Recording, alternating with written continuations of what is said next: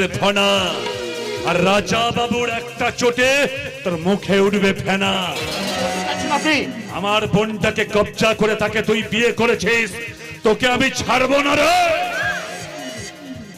আমি স্বেচ্ছায় বিয়ে করেছি। করাচ্ছি তোকে স্বেচ্ছায় বিয়ে।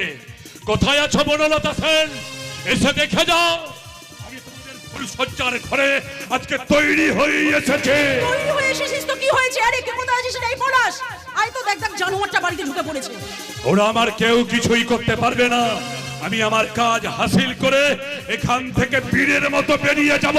এখনো বলছি আপনি এখান থেকে চলে যান, নাহলে বিপদ কিন্তু আপনার সামনে দাঁড়িয়ে।